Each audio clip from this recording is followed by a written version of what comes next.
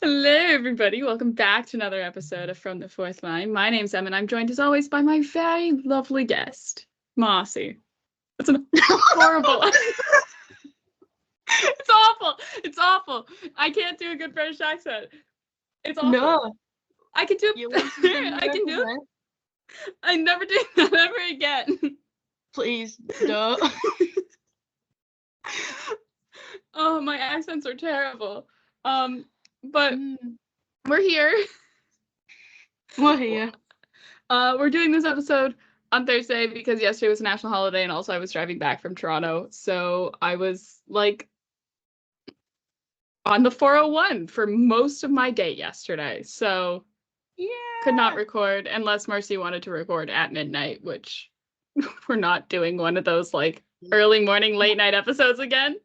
I had a 9 a.m. lecture, and I was not. It's too much. It was not meant to be. It's too much. But we do have a lot to talk about. In terms of the Leafs, I don't know where to start, man. We've got what you know what? We'll start with Leafs in Philadelphia, Leafs and Flyers. No Rielly, of course, serving the second game of his 5-game suspension. Jones also out as well, still with the day-to-day injury in that game, so Hildeby was as backup. Auston Matthews, I think, is probably the biggest story of that game. Yeah, just Auston Matthews. I think that's like the ongoing trend for most of the games we're going to talk about. Scores a hat trick, his 5th of the season, which ties him for most in a single season in Leafs history. And mind you, there was still like 30 games left in the season at this point. Like 31 games or something. Like, it's February. The trade deadline hasn't even passed. And he's already at... Also as well, like, Travis Konechny wanted to fight Mark Giordano again. Like, they have, like... Yeah. I mean, in all fairness, I too just like constantly want to fight bald men. Yeah. So like, I understand. I understand it. I respect. Yeah, I don't know. I don't have a lot going on with this game necessarily, just because also it was like a while ago. 5 days ago. I forget what like writing that stuff down, and I was like, I've got like 3 points. And one of them is the fact that like we actually played well in overtime. Because we won this game. This game did go to overtime, but Nylander got the goal in overtime. It was actually not a great third period from the Leafs defensively either. They allowed 2 goals. But it doesn't matter. They won anyways. Again, winning without Morgan Rielly. Yeah. Again, an ongoing trend for this episode. It's always great when we get to talk about Leaf wins, for sure. Yeah, Auston Matthews. Like... just what? Craziness. And they're all like good shots. Like, he doesn't, like, it's not like he's getting lucky. I don't want to say lucky, but like, it's not like they're cheap goals. They're still good goals. Yeah. Crazy. Like, I just watched them. I'm just like, okay. Yeah. Leafs and Ducks, though. I want to take some time talking about this one, though, because this one way more fun. Leafs win 9-2. Which is crazy. Dot still starts for Anaheim. Note, I say starts because he did not finish the game for Anaheim, which is he put up what, like a 54 save performance the last time the Leafs played Anaheim. Not the Leafs. Yeah. The Leafs played Anaheim. Yep, that was right. Jones in for Toronto, so he's back. Just the reasoning, unfortunately, was to give Samsonov a rest before he started Monday against St. Louis. I had my little moment of delusion where I was like, oh my god, they're getting ready for Wolves' big return on Monday. Do you know what they didn't do? Get ready for Horse Big Return on Monday. But there was no Tavares as he was dealing with a day-to-day injury. And then also no Giordano as well due to the fact that his father passed away. We send our deepest condolences to him and his family. He is still not returned to the lineup. I don't even know if he's traveled with the Leafs for this road trip. I would assume not. No. Unless he joins them halfway. Unless he joins them halfway through the road trip. I think we probably won't see him until next week. But also to add on to the Leafs' defensive woes, I wouldn't say woes because they've been good defensively without Morgan Rielly during this stretch. Maybe just to add on to the fact that they're having to dip into their depth chart pretty deep here. Pretty deep. Lagesson left the game in the first after only playing just over a minute 30 of ice time and did not return to the game. Leafs PR put out saying that it was due to an upper body injury. It looks honestly like they showed the replay on the broadcast a little bit later. And it looks like it was not necessarily like, because when you think upper body, you are like thinking like, oh, like shoulder or something like that. It looks lower back, which is still upper body, but it was like they showed him making an awkward reach for the puck and then him on the bench and him gesturing towards his lower back. So we can assume it's probably something like that. Sheldon Keefe did say he would be missing some time, which is unfortunate due to the fact that he's now back in the lineup a little bit more regularly, especially with Rielly out. And for him to get hurt sucks. Rielly and Connor Timmins, because Connor Timmins is still out with mono. So that's like 4 defensemen who aren't in the lineup right now. Yeah. Right? Rielly, Giordano, Lagesson, Timmins. So you're going really deep into your depth chart right now for the Leafs defensively. I'm not being funny, but like if we lose one more defenseman, they're gonna call me up. No, they're gonna just start roaming the streets of downtown Toronto and will go up to someone and be like, "Can you skate backwards?" Yes. Here's your jersey. You start tomorrow. No, they're like, you start in about an hour. Yeah, let's go. It's like, come on. But yeah, also again, Auston Matthews with the back-to-back hat trick for the second time this season. This is not the first time Auston Matthews has had hat tricks in back-to-back games. He's done it already. Not real. Also, he had a career high night in points with 5, which is crazy to think about that's his career high. Right? You think, oh yeah, sure, but no. Career high 5 points in a game. Also as well, Bertuzzi breaks his curse, scoring his first goal in about 20 games. Yes. So good for him. Also as well, Bobby McMann, offensive powerhouse. Bobby McMann scores 2. Should have gotten the hat trick. Oh my god, I was getting I was like, please. I was, as I so beautifully put it on in one of my tweets, I was McManifesting a hat trick. McManifesting a hat trick. But like Bobby McMann, I don't know what it's been. This guy has been on fire. And I think part of it is that he is putting in the effort night in, night out. He is, I don't know necessarily if he's fighting for a spot in the lineup now, because he was a couple games ago. Yeah. Right? But I think he's you can't get rid of him. You can't scratch him. Like if he carries on. Think about it. The game he scores his hat trick, he only played in because Tavares and Marner were out sick and he wasn't expecting to play.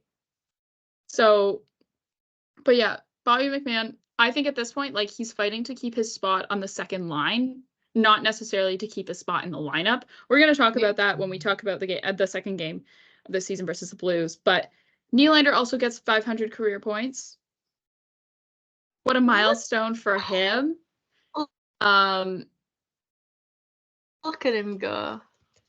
Yeah, I have a fun stat from NHL. This is from NHL PR, just about Auston Matthews and his stupid hat tricks. Auston Matthews becomes the 10th different player in NHL history to score 6 hat tricks in a season, and he's still got 29 games left to play. He joins, so tied with him in 6 he also is tied with him in 6, Mario Lemieux twice, Wayne Gretzky. Oh my god. Auston Matthews. Like you look at the names on this list. I'm looking at the names on this list. Wayne Gretzky and Mario Lemieux are each here 3 times, and then it's Mike Bossy, Brett Hull, Alexander McGinley, Richard Martin. Those are the guys on this list for most hat tricks in a season since 73-74.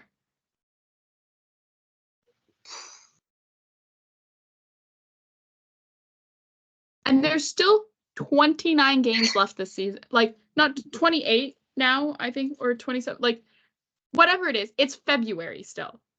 Yeah.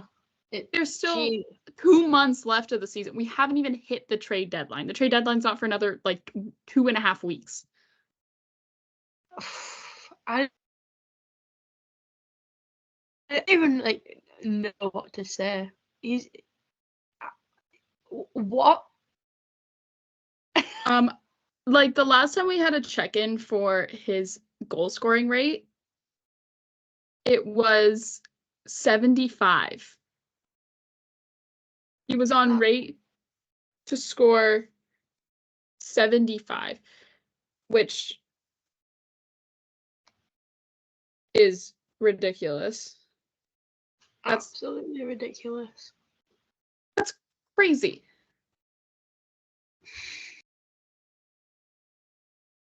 Like, I love how we were all last year we were like, oh no, he scored 52. He's washed. We also should realize he started that he was hurt. They come out and he's like, oh yeah, he had surgery on his wrist. No wonder that makes sense. That makes sense. This is the Auston Matthews that we were seeing when he scored 60 too. Did he score 60 or 62? Ooh. Did he get those 2 more? Anyways, doesn't matter. He scored 60. I think can Auston Matthews break 70? 70? Absolutely. Yeah. Yeah. Yeah. Easily. Because again, this guy's crazy. Crazy. But also as well, just, because sort of highlight just how far down the depth chart the Leafs have to reach for defense. Mitch Marner was taking shifts on right D. When I say shifts, I mean multiple shifts. He was out there, right? And he wasn't half bad.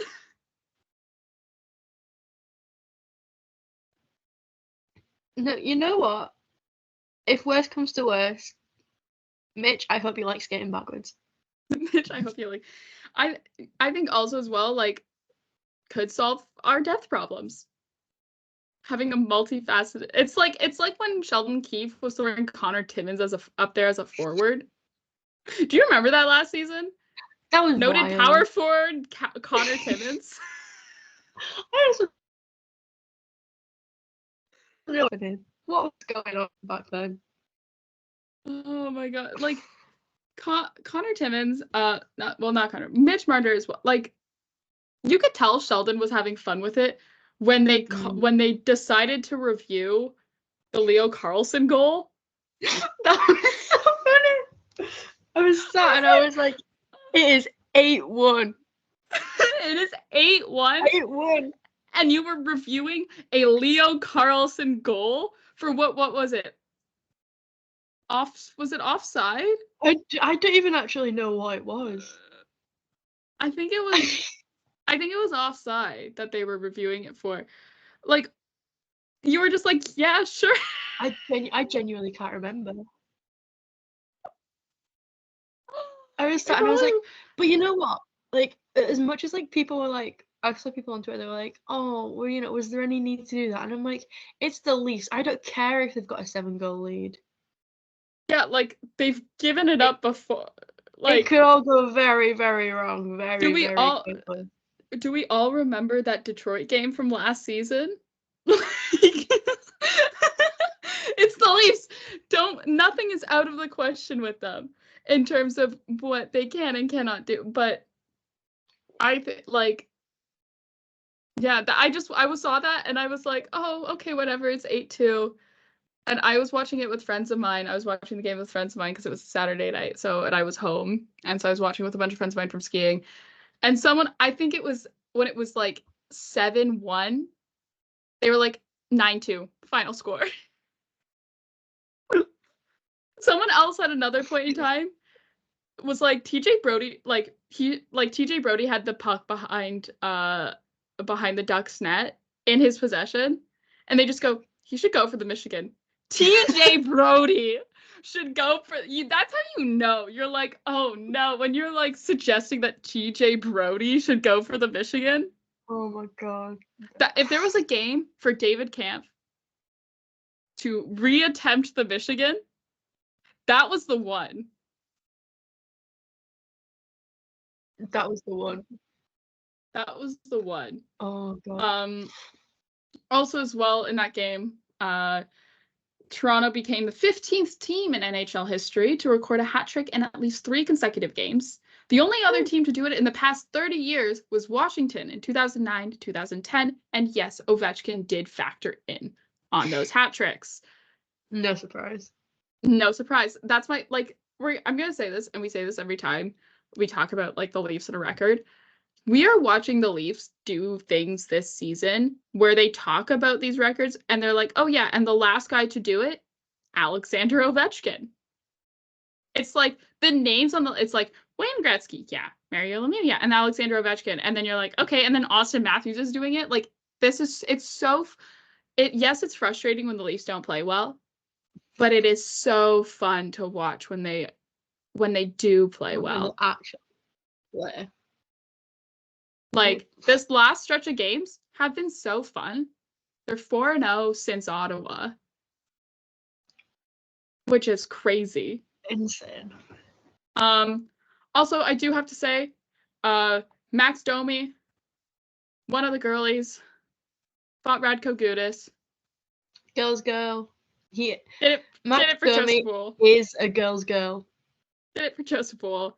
Also, as well, I do have to say, Ryan Reeves wanted to fight Radko Gudas so bad. Oh my god. Should have let him do it. Bad. Should have let him do it. No, I had because obviously I went home on Sunday and I watched the game back with my grandma because she was like, oh, like she was asking about the Leafs and I was like, oh yeah, they won 9-2 last night. We watched the game back. She listening to her commentary was the best thing of my life because she would like when Reeves was just when he was being Ryan Reeves, she was like, you know what? He's a bit cheeky. He likes to stir the pot a bit, and I'm like, yes, he does. And then she's also a certified Radko Gudas hater now. She was like, oh, because the Joseph Wool incident, and she was like, that's not very nice. And then every time he was involved in something, she'd be like, of course he's there. So my grandma, she knows what's up. Radko Gudas also had his worst game defensively of like basically if not the season of his entire career that game too. Like he was on ice for like 5 of the Leafs goals. Pure poetry. Like, whoa. So Leafs and Blues, the the date we've had on our calendar all season. Unfortunately, Joseph Wool will have to wait till next year to start in front of his hometown crowd. Samsonov gets to start. Keith said Joseph Wool is not quite ready to come back to the lineup. I think. Did you just sneeze or did you sob? I think so. From what Keith said, it makes it seem like Joseph Wool is not even on the on this road trip with the Leafs, because of the fact that the Leafs don't have any practices scheduled during this road trip, and just by the way, Sheldon Keefe has been saying like, oh, we want him practicing and we want him to, feel better in how and so he can come back. And it's a very interesting quote that Sheldon Keefe said. That is here. This is via Jonas Siegel. Sheldon Keefe said he's just got to continue to work through it and get to a point where he himself feels confident to be playing games. So yeah, not on the road trip. Not that I'm not saying that he's not on the road trip. Maybe he is. Who knows? I miss Auston Matthews scored. Well, actually, we'll first talk about Matthew Nyes. I think, is this a good time to put in or should I wait until after we go through this whole game and then we'll talk about Matthew Nyes? I think we give him his own little moment. Okay. Auston Matthews scored his 49th of the season. You know what? Sets him up to score his 50th in front of his hometown crowd in Arizona. If we can't have Joseph Wool playing against the Blues, I'll take Auston Matthews scoring his 50th in front of his family. Also as well, Marshall Rielly makes his NHL debut with Lagers and Hurt. The 25-year-old is Quebecois. He's from Quebec. Has played 3 seasons with the Marlies. Played NCAA hockey with Harvard. He's a Harvard gentleman. Gentleman of Harvard. that was a Social Network reference for the for those who are sharp enough to get it, who have seen the movie as many times as I have. But I think it was a good game from him. Leafs just posted a photo. What? Oh, it's for the Two Black Guys collection. Ah. But yeah, no. I just opened Instagram and got the Sabres dad's trip pictures. Very cool. But yeah, so right. I think the Quebecois are multiplying on this team. It started with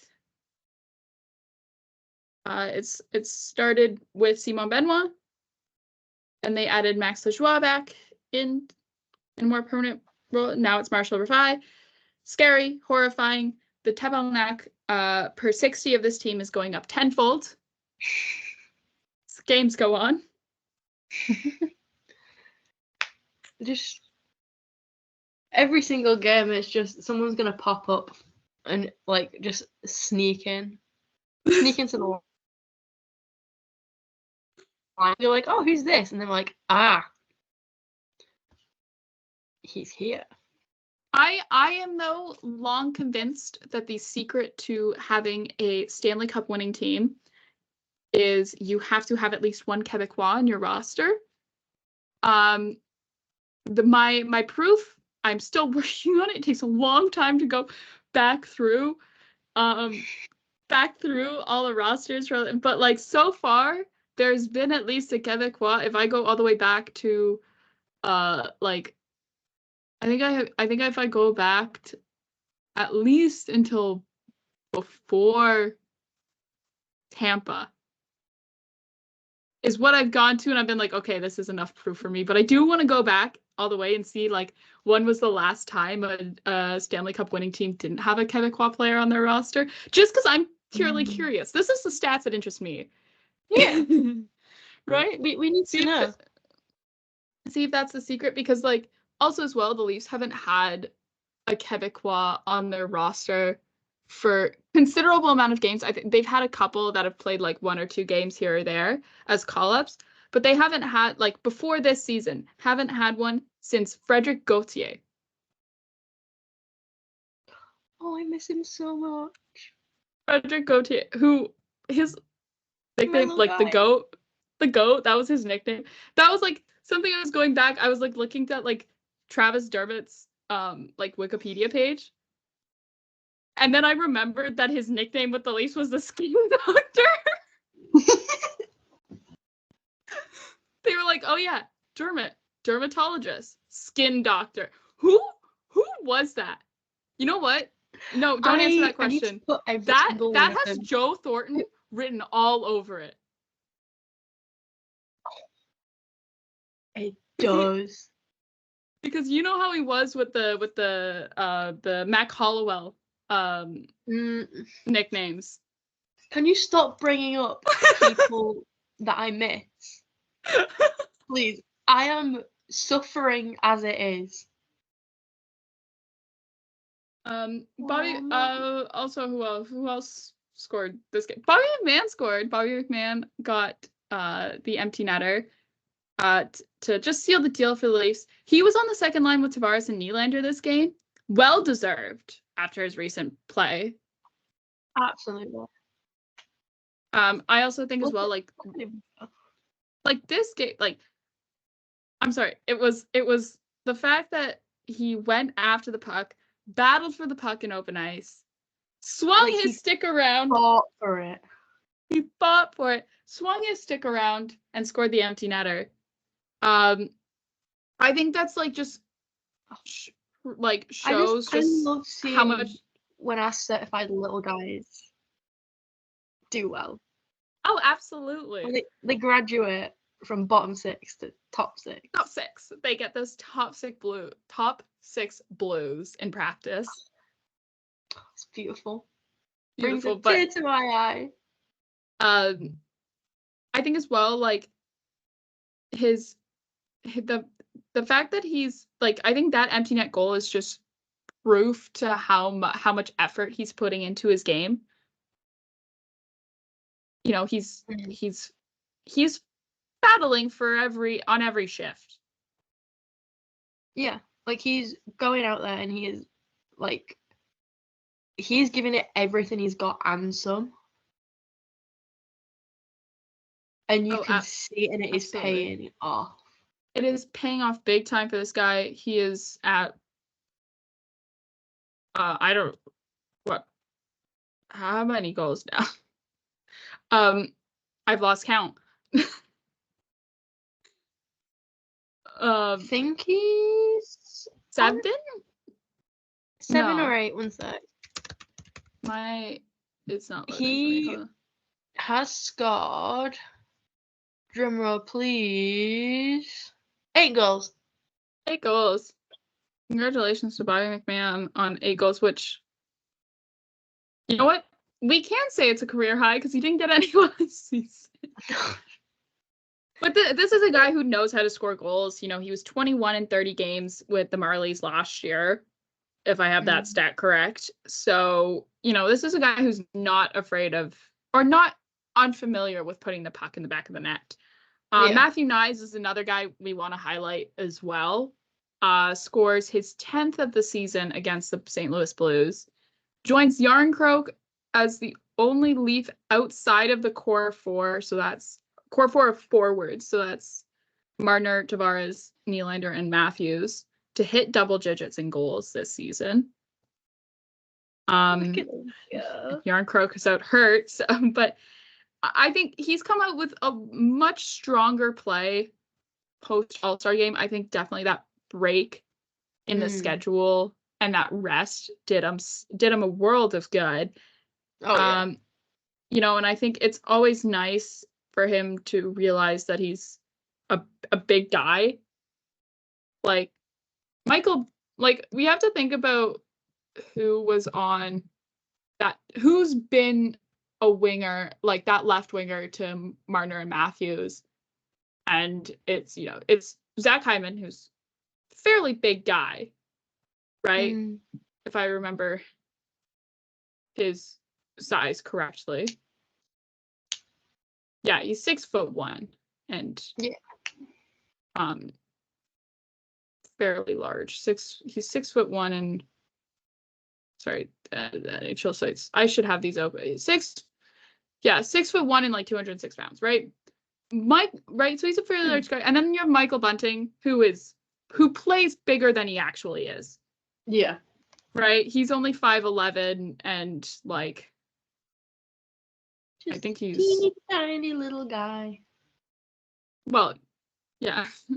5'11", 192. So not like huge.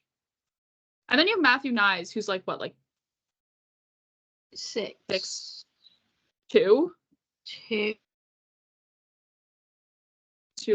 Yeah, 6'2" and 117 pounds.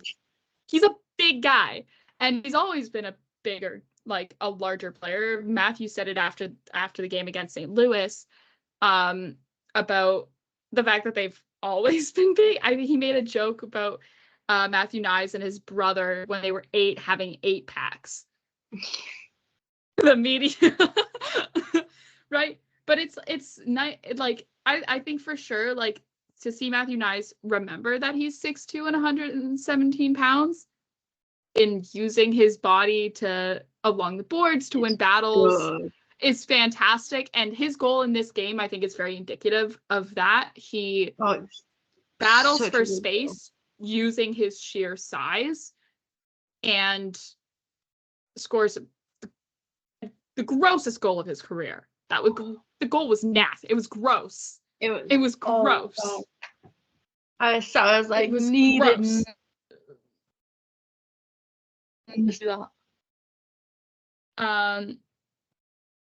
Yeah, he has 6 points in his last 7 games since coming back from the All-Star break as well. I looked that up because it was like it kind of like, you're like, I don't know if you've almost felt like you weren't seeing him too much on the score sheet since coming back from the All-Star game, but he has been on the score sheet quite a bit as well. He scored 2 goals in that stretch as well, one against Ottawa and one yesterday against St. Louis. Also as well, like the chances he's been generating as well have been so good. Unreal. Like it's the intangibles, I think. Like it's the eye test when it comes to these sort of things where it's, we can say how much better he's been playing, but it's like, I feel like I don't really have the numbers to back it up with you unless you want to really delve deep into advanced stats. But like also at the same time, you have to trust me because we've been watching every single game this season, and he just looks like a better player. Like I almost want to compare. I want to say I'm trying to figure out like which one was his best game since the All-Star break. St. Louis, right? Like this yesterday's game, was that, or right? Would you say that's his best game since? Because you could see him, and he was like anywhere that you looked, he was there, and he was involved, and he was like he's just the fact that he's always in front of the net, like trying to create chances to score, and if he knows that he can't or he's not in the like best position to score, he still annoys people. He still gets in the way.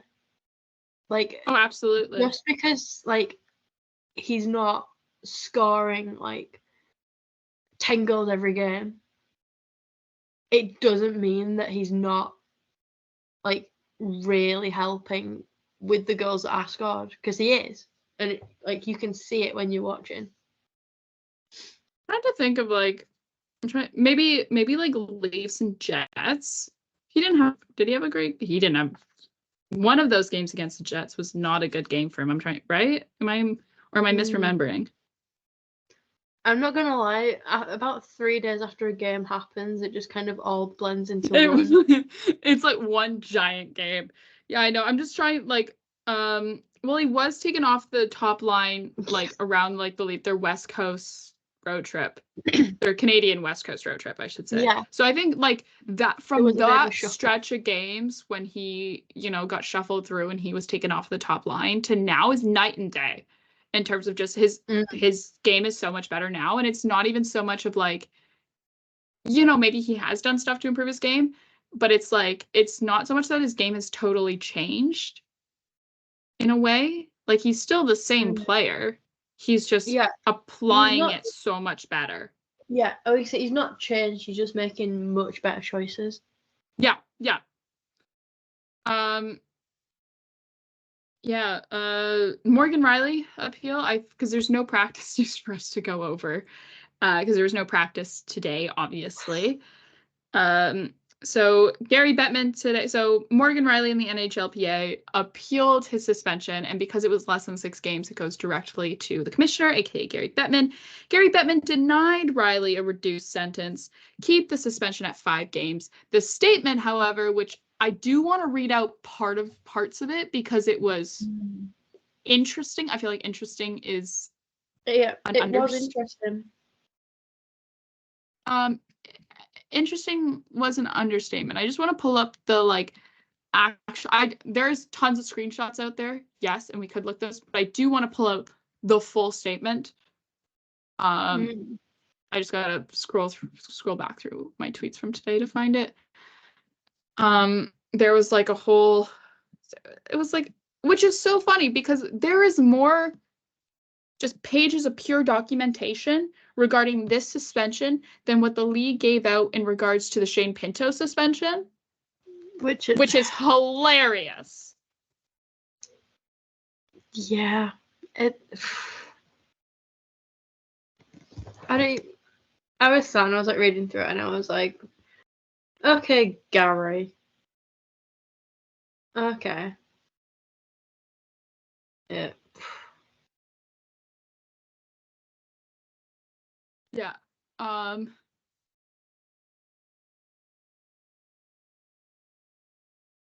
Here we go. Like, this is 11 pages long.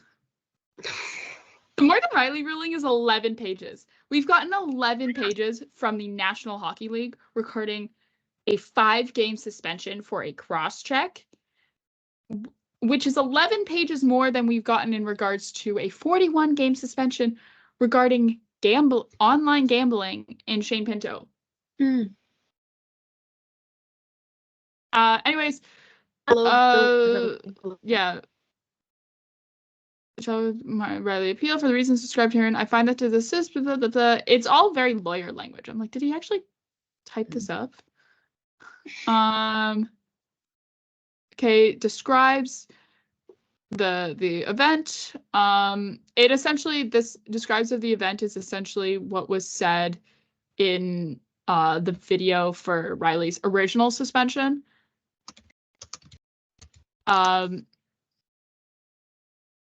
Here we go. Oh, here we go. I'm not required for suspensions of 5 NHL games or less. I am not required to hold a telephonic or in-person hearing, but I agreed to do so at the request of a player in the NHLPA. Interesting. At the league offices in New York, with some attendees joining via Zoom video conference and attendance at the hearing remotely or in person, in addition to and on behalf of Mr. Rielly, where his agent, J.P. Barry, John Gerba, Ron Haynes, David Sinclair from the NHLPA. Oh, because Ron Hainsey works for the NHLPA. Treliving and Shanahan were on behalf of the Leafs. And then some people appeared at the hearing. So George Peros testified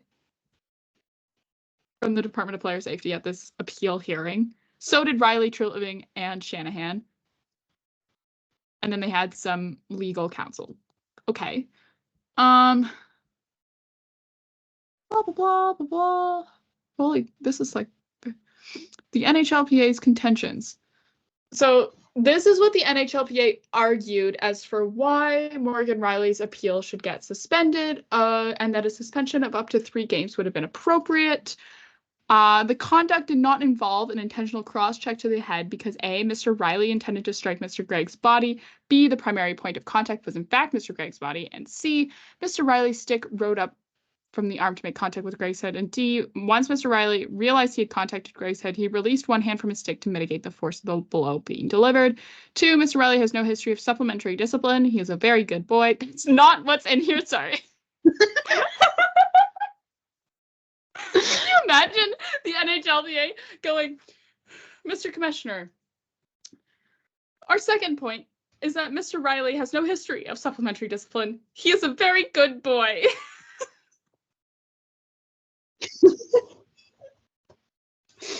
Oh, no, because like every time I see a tweet about it, all I can think of is like Morgan Rielly just standing there like, Your Honor, I'm literally just a girl. Literally just a girl. And like his like Sunday best too. He looks like a boy going to church. Like he looks like a child going to church in his like little suit. He's got his little blue shirt on, I know. Little blue. Number 3, Mr. Gregg was not injured. And number 4, the 5-game suspension imposed by the Department of Player Safety was excessive in light of supplementary discipline imposed for similar infractions by other players in the past.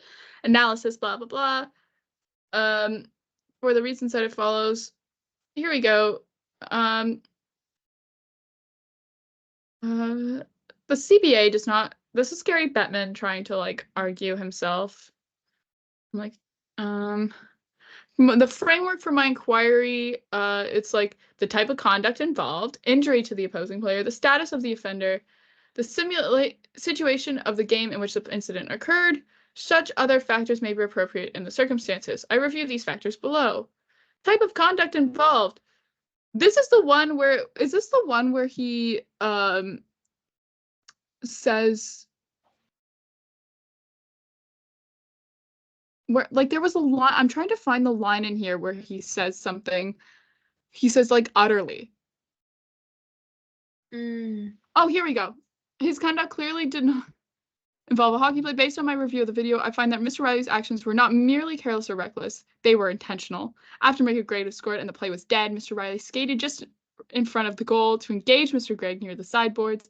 Mr. Rielly then delivered a high, forceful cross-check to Mr. Gregg, making significant and dangerous contact to his head. Mr. Rielly had abundance of time in which to consider his actions and could have engaged Mr. Gregg in a number of different, less dangerous ways. Are you implying, like...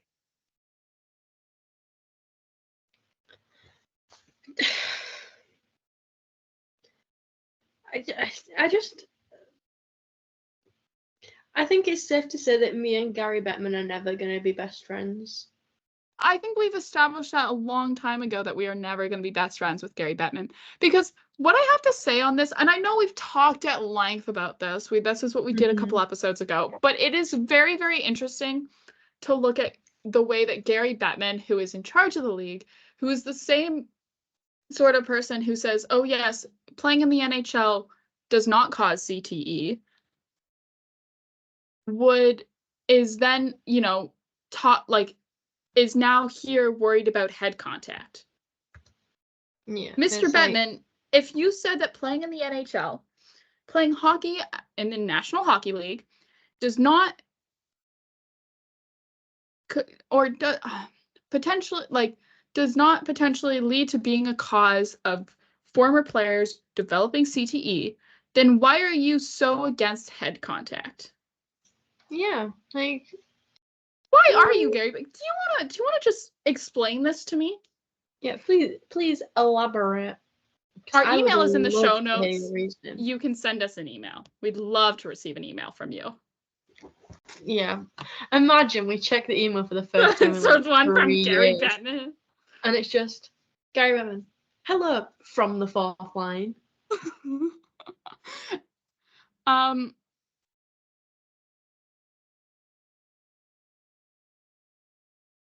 The situation, 2 of the 3 boxes in the language, blah, blah, blah, after an active play, blah, blah, blah.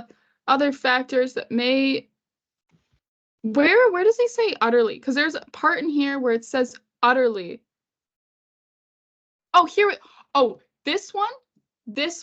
Here we go. Weighing in the factors described above, I find that 5-game suspension is appropriate. I reached this conclusion for the following reasons. I find, based on my review of the video, that the cross-check was delivered high and forcefully. As noted in the suspension video, Mr. Rielly pursued Mr. Gregg for some time and had sufficient opportunity to engage him in other manner, i.g. with a push or shove, or even dropping his gloves to fight. So, Mr. Bettman, you by this are saying that, hey, if an opposing player takes a slap shot into your empty net, it is okay for you to fight him?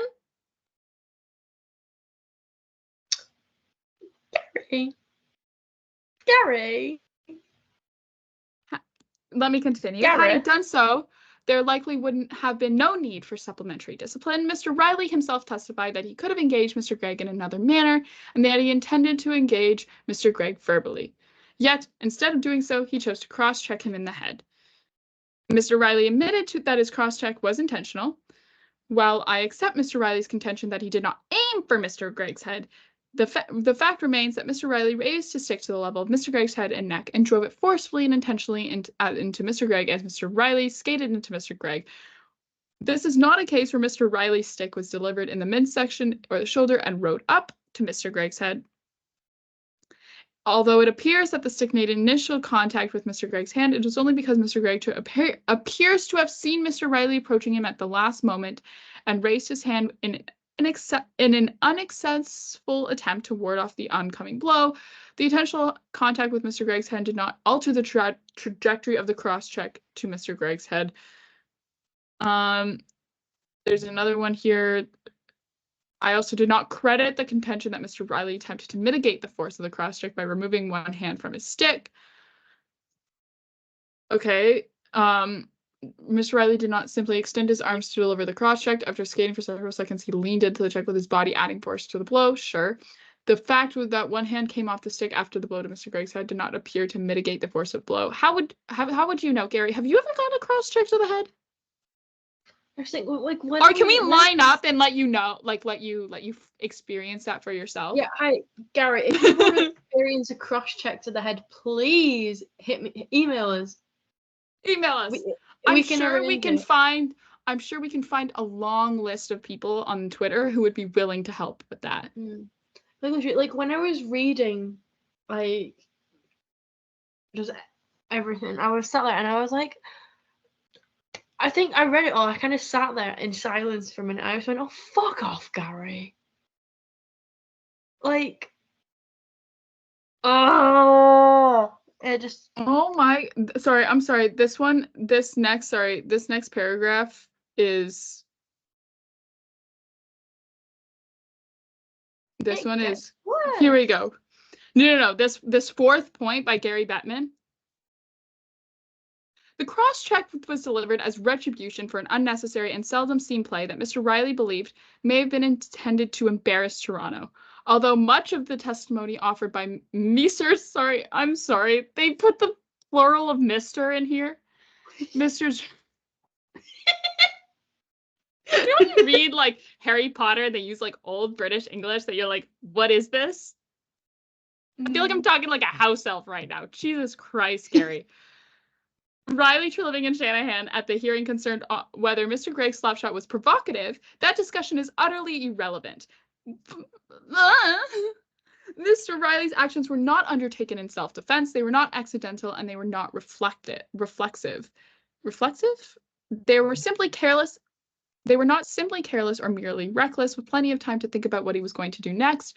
Mr. Rielly approached Mr. Gregg from the side and then used his stick as a weapon. Jesus Christ! To deliver the type of blow to the head that the league has repeatedly made clear will not be tolerated.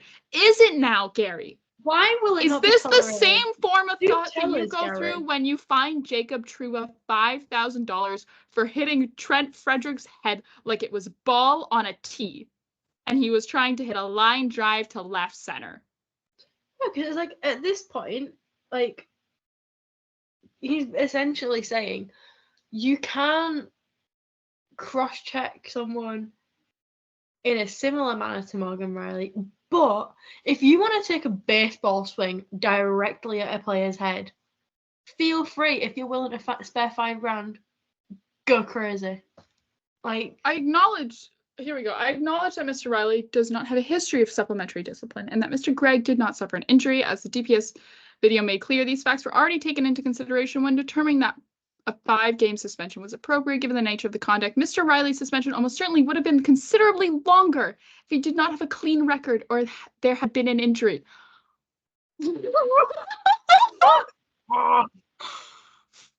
The NHL contended that the comparator evidence it presented at the hearing compels a suspension of no more than 3 games. The 4 primary suspensions cited by the NHLPA involves the suspension of Alex Chasson, 1 game, Jeff Skinner, 3 games, Blake Lizotte, 1 game, and Evander Kane, 1 playoff game. The NHLPA acknowledged that the acts leading to those suspensions were not identical to each other or the conduct here. I've considered the argument that a 5-game suspension is disproportionate to Mr. Rielly's conduct in light of those suspensions, and I disagree. None of those suspensions involved anything like a level of 4. Are you kidding? I know exactly which Jeff Skinner and Alexander Kane suspension they're talking about. Are you joking? Yeah, it's like, come on. Come on. Like, I apologize to your dad for how much I'm swearing just in this, but what the fuck? Like, come on. None of those suspensions, and none of them involve the same kind of predatory behavior as was exhibited by Mr. Rielly. If you had told me at the start of the season there would be a sentence put out by the NHL as a league that used predatory behavior and Morgan Rielly in the same sentence, I would have told you you're crazy. Yeah. It's like, of the 4 cited cases, the most forceful cross-check was the one delivered by Mr. Skinner, which resulted in a 3-game suspension. The conduct here was considerably more forceful and premeditated. Right. There's premeditated, and then there's, oh, I have taken about 3 seconds to make this decision, and then I'm gonna do it. Like, come on. I note that during the course of the hearing, NHLPA argued that the recent 6-game suspension of David Perron should not be considered as a comparator because of the pending appeal from my decision in that case. You still haven't decided on this, Gary? I disagree with that argument as well, and note that the NHLPA, which argued for a 4-game suspension in the Perron case, did not offer any argument distinguishing the conduct in the Perron case from the conduct here. Mr. Shanahan referred to what he characterized as a small but significant difference between this particular hit and the Perron cross-check, but he did not elaborate. In any event, the applicability of Perron is irrelevant, with or without consideration of Mr. Perron's suspension. A suspension of at least 5 games for Mr. Rielly was appropriate. Indeed, given the 4-game suspension that I imposed on a conduct less serious nature by another player who engaged in reckless but not intentional conduct, Jason Spezza, ayo, the suspension here could well have been higher. So that sentence is for all of the people who were saying that Morgan Rielly should have gotten at least 10 games. I give up. Finally, I commend Mr. Rielly for forthrightly disavowing suggestions that have been made publicly by others that his actions were somehow appropriate. Certainly, the conduct leading to this suspension is out of character with his long record of clean play in the NHL. It is my hope and expectation that the events leading to the suspension were an aberration that will not be repeated. Yeah. So that's all of it. And then he signs off at the end and he's like, I'm Mr. Gary Bettman.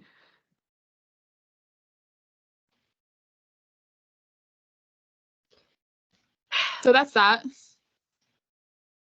I think Gary Bettman is crazy. I think he's lost his mind.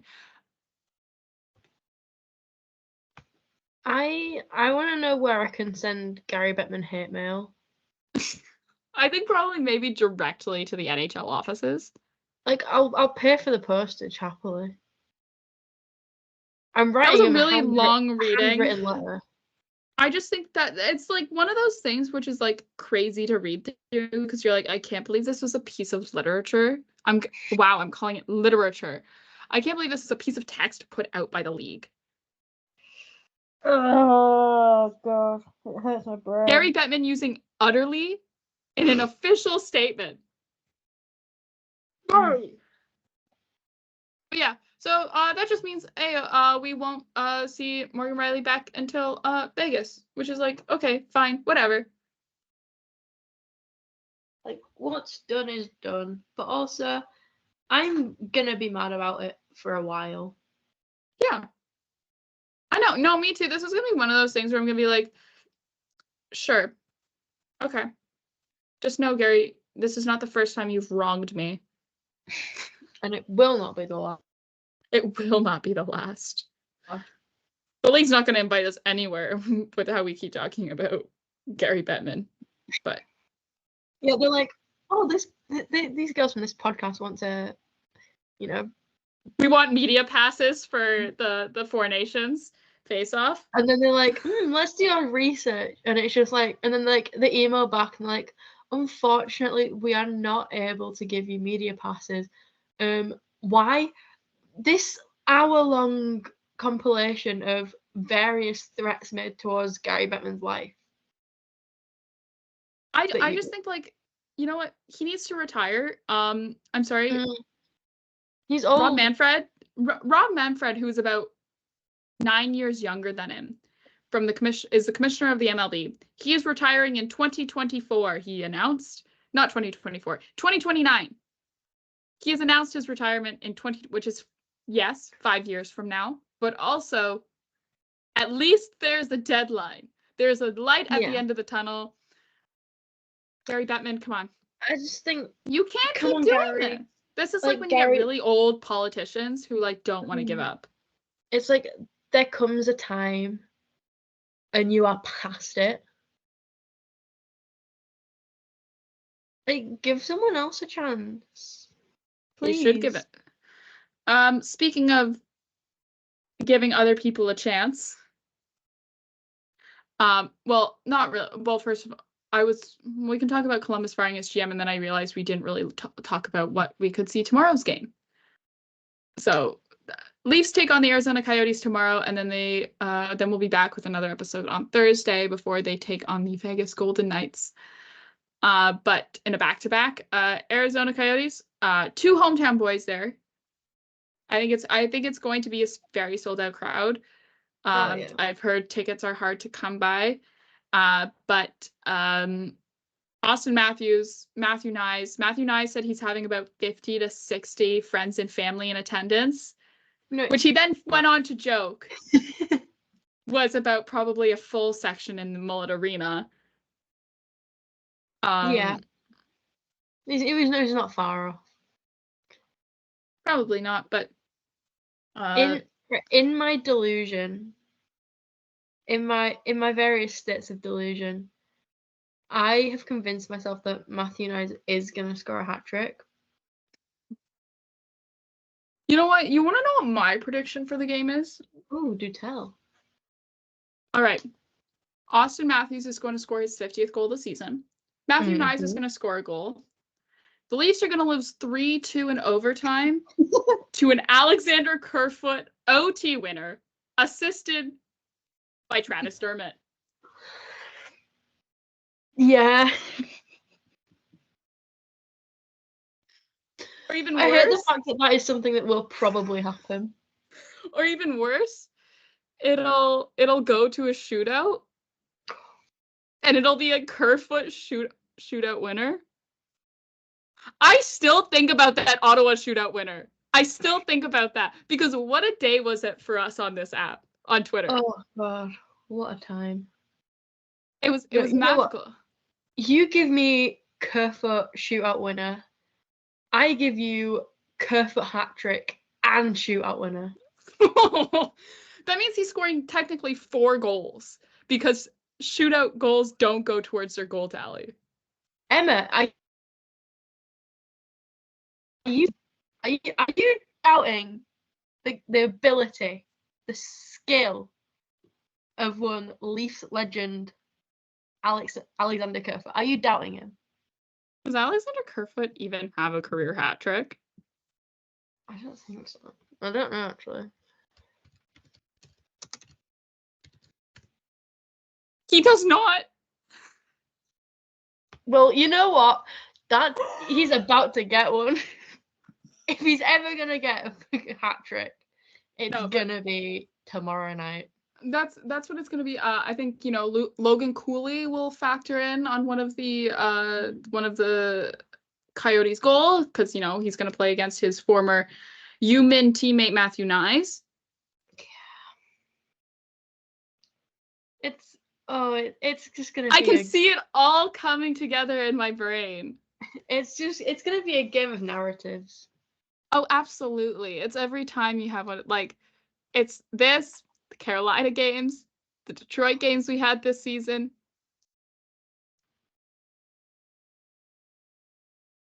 It's all just coming together. Yeah, it's miserable.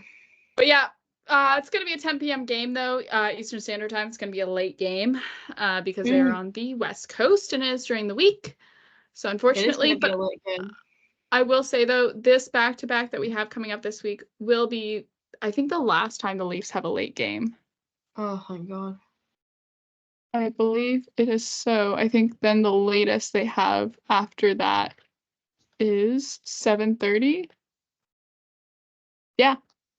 7:30. They have quite a few games that start at 7:30 when they do sort of the Metro sweep. They do a little bit of a Metro sweep through there, and those games always start at 7:30, which is very, very strange. But yeah, speaking of some news that happened, this is we're kind of late to the party on this news. It happened on Thursday, but we of course recorded Thursday's episode very early in the morning before any news dropped. It was very funny though, however, where it was I literally have it in my notes written on Thursday. I was like, hopefully nothing happens on Thursday during the day. And then that day at 9:30, Columbus Blue Jackets announced that they had fired their GM, Jarmo Kekalainen. In a statement, they said that John Davidson, who is the president of hockey operations, and the team's hockey ops department will assume GM duties until the team hires a replacement. Kekalainen has been the GM since 2013. So he's been in the role for a long time. You know what? I think, Columbus right now is not in a good place this season in terms of just how their record is. But I do think that it's a really interesting I don't want to call it an NHL team a project.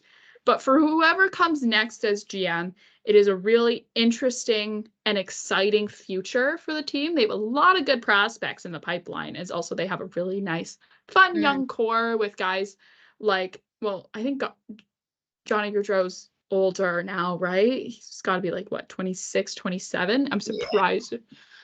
Yeah. But I'm you got Adam Fantilli there, and you've got quite another. Well, he's 30 already. Holy crap. Okay, well, he's older than Patrick Laine. Jesus Christ.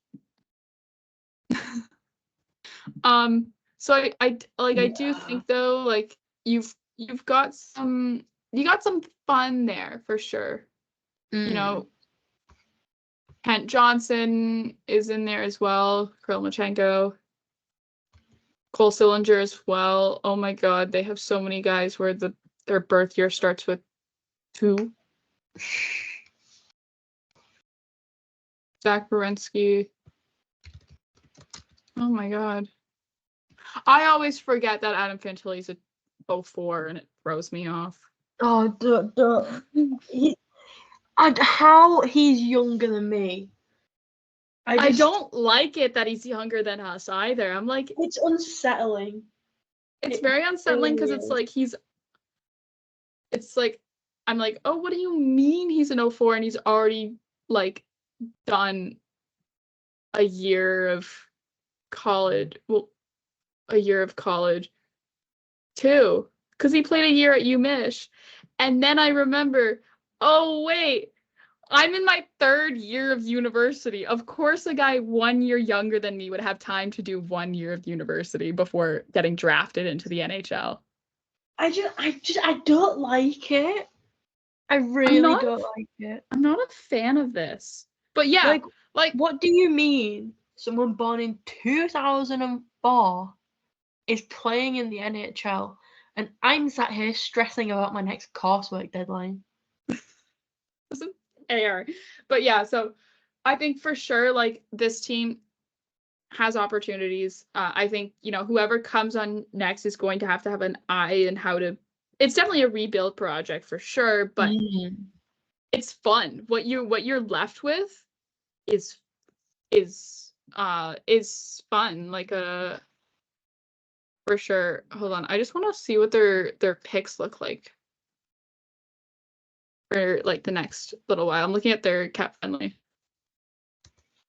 I want to look. Whoa. In the next 3 drafts, they only are without a 2nd round pick and a 7th round pick. And that's this year's.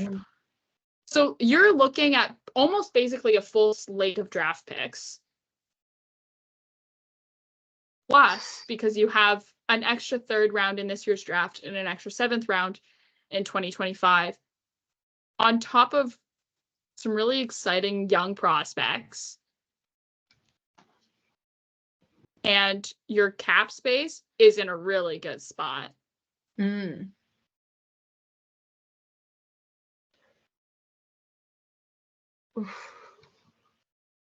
Like, yes, okay, you still have Alex Wenberg's like buyout on your books for the next 2 seasons after this one, but that's at less than $900,000.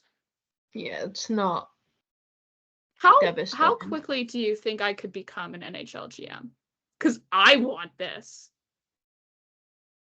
Oh my god, no, we could be like joint GMs. How cute would that be? I want this. We just like turn up and we're like, but Mum said it's our turn to be the GM. It's our turn to play with the little hockey players. It's our turn to play with the little men on skates. Oh my god. No, I want this. I want this. One day.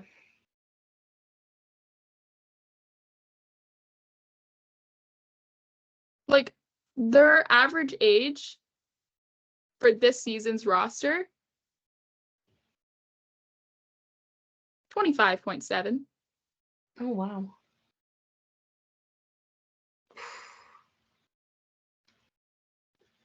That was crazy.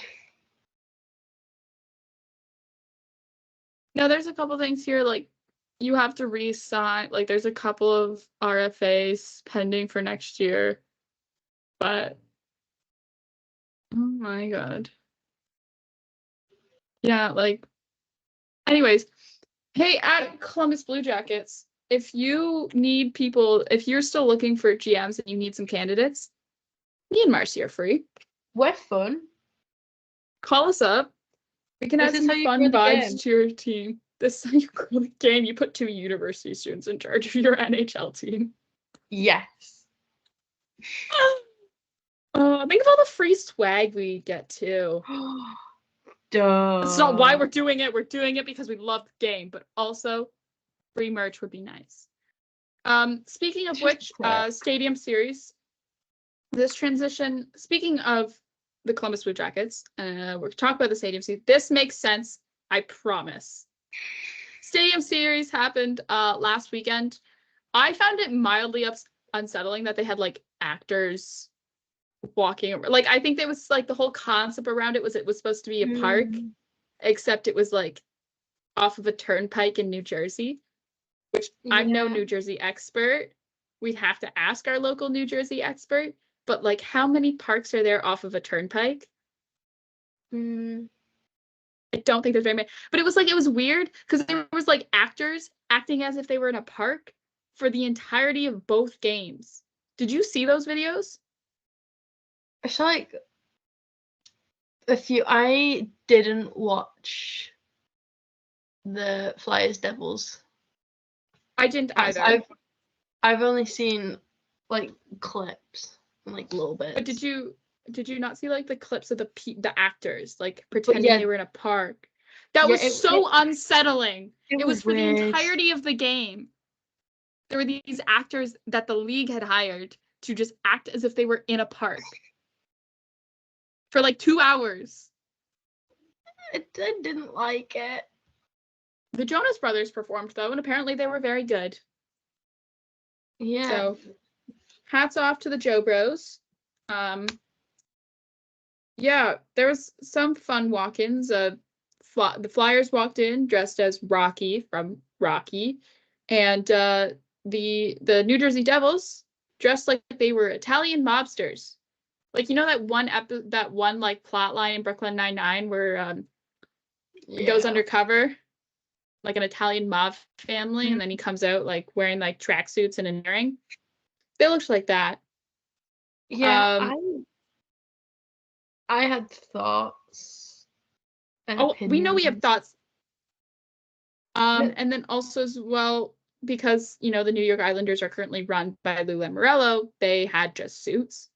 You could say they were going as investment bankers from Long Island. Yeah. That was what it was. Gary, that was Lou Lamoriello approved, you know, investment bankers from Long Island. And then New York did it like they rode in on fire trucks, which I thought were cool. And then they also did it like in support of the NYPD, which like wasn't cool. But like when they I liked when they rode in on fire trucks. And unless someone is really against firefighters, you can't tell me that wasn't cool. It was so cool. But like at the same time, where were the slutty fireman costumes? Like I'm sorry, you want to grow the game, but you're not gonna give us NHL players dressed as slutty firemen. You're not gonna give us like anything. You're not gonna give us like Mika Zibanejad in like turnout gear, but like without the jacket and shirtless underneath. What's the point? Yeah, it's like you mean new dad Mika Zibanejad. Like we didn't even get a glimpse at an ankle. It was dire. But like the fire trucks were fun. Yeah. The fire trucks are fun. Sometimes we are 8-year-old boys and can be easily won over by a fire truck. I love fire trucks. Also as well, like hats off to hats off to New York Rangers in general for their ability to come back and win against the Islanders. I think it was very impressive how they did that. Also, Matt Rempe, first NHL game, Stadium Series, first NHL fight, and against Leafs legend Matt Martin. And also got the New York Rangers like player of the game hat that they do from Chris Kreider. Good for him. Good for him. Welcome to the NHL, kid. Also, as well as why I said this kind of links up to New Jersey Devils. You know how last episode we said what we want. Was it last episode or was it 2 episodes? We said what we wanted instead of a winter classic at Wrigley Field against St. Louis and Chicago, and we said what did we want? New Jersey not New Jersey, the Columbus Blue Jackets and Detroit Red Wings at Ohio State's football stadium. And we got it. The 2025 Stadium Series, the NHL announced, will be between the Columbus Blue Jackets and the Detroit Red Wings at Ohio State's football stadium. NHL, you're welcome. You're welcome, guys. We're amazing. We're also available for hire. Yeah. Oh, absolutely. Like, call us, email us. We got you. Please. It also was announced that there will be an All-Star game in 2026 and that it will take place on Long Island. I almost said in Long Island. It's on Long Island. The New York Islanders will be the All-Star Game hosts in 2026. Somehow we're gonna Leafs fans are gonna end up voting John Tavares there. Oh yeah, he is going. He will be there. There also league also announced that there will all be an All-Star Game in 2027. Then there was also a little bit. There was a report by David Pagnotta that he put out that there will be a global series, quote unquote, next season. Buffalo will play exhibition games in Munich.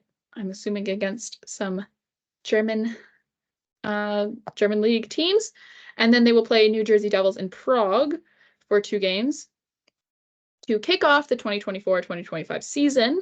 And then in November of that same season, Dallas in Florida and Tampere, Finland for 2 games. I didn't know there was a big following of hockey in Prague. What if I just happened to find myself in Prague? In Prague? What if I just woke up one day and I was like, oh my God, how did I get here? How did I get to Prague? Isn't Prague also really cheap to travel in? Or am I mixing it up with another European city that starts with the letter P? I mean, a lot of places in Europe you can get to cheap.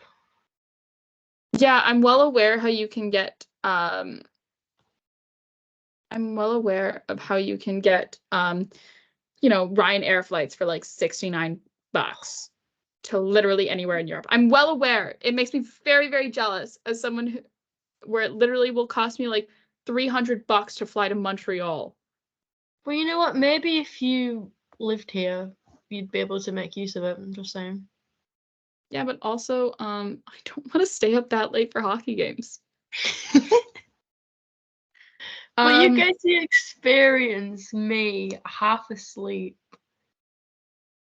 in a weird state of I don't know what's going on. Just saying. I'm just saying. I'm quite happy with my time zone. Thank you very much. But yeah. Also for those who are not keeping track, like we are, Easton Cowan, Leafs prospect. Leafs legend. Still on an active 24 game point streak in the OHL with the London Knights, which is crazy. He's not real. His OHL stat line actually insane. Top tier elite prospects page there. It's here we go. This season, in 55 games, he has 35 goals, 63 assists for 98 points. Oh, that's his projected. Sorry, I'm reading the wrong stat. And I was like, that's not what I've got written down. 42 games, 27 goals, 48 assists for 75 points. I was going to say, I was like, there's no way this kid already has 81 penalty minutes. Oh. Anyways, I'm patiently waiting for the Easton Cowan and Fraser Minton matchup in the Med Cup. He's young. You. Oh my God, no! I forgot what year my sister was born, and then I thought he was younger than my sister, and that really scared me. No. That's this year's draft picks who are going to be born in 2006. No, they're not. Oh no, they're not. What do you mean my sister could get drafted into the NHL? Oh, I know. That's what I'm thinking too. I'm like, if my sister was in hockey, she could be drafted. She's hard enough. But I am looking forward to that. I think that, it'll be a Leafs locker room divided.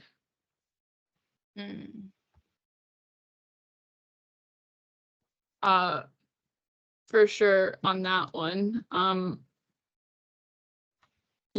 just who it's like the true question will be is where does John Tavares' loyalties lie? Does it lie with the kid who lived in his basement in Fraser Mitten, or does it lie with the 38 games across the regular season and the playoffs that he played with the London Knights in 2009 in Easton Cowan? Decisions to make. John. We know where Mitch Marner's loyalties lie. We didn't even have to think about where Mitch Marner's loyalties lie. Oh, my favorite thing is that he like still has like London Knights like 93 in his Instagram bio. Like, kid, he's like been in the show for 8 seasons. He's like those people that are like still obsessed with something. They're high school. It's like those high school. It's like those kids who still be like, remember when we were in high school? And it's like, no, because it was that long ago. There was that one time in high school and I was like, that's him in the locker room. It's like, but there was this one time in junior. It's like, oh my god, wait, do you guys remember in junior? And everyone just turns around and goes, no. Well, I think that's where we're going to leave it today. We will be back Thursday with another episode. Hopefully, the Leafs extend their win streak to 5. Odds are, though, we have to preemptively congratulate Alex Kerfoot on his game winner. I have the meme folder already ready. I have so many Alex Kerfoot memes I can finally use again. How many times do you think I can use Curve, my favorite teammate? Curve, my favorite teammate. How many times do you think How many times do you think I can use that before it gets old? I don't think it's ever gonna get old. I'm not gonna lie. Oh, we'll be pulling up the permanent vacation edit. Oh my god, yes. So thank you so much for listening. We will now be going back to listening to Permanent Vacation on loop until tomorrow at 10 p.m. And then we'll have another episode on Thursday prior to the Leafs taking on the Vegas Golden Knights. Yeah. Thank you so much for listening. You can find the show wherever you get your podcasts. You can also follow the show on Twitter at From the Fourth Line. You can follow me and Marcie at 60 Leafs for Marcie, at Pearby1 for myself. Yeah, thank you. That's it. Bye-bye. Goodbye.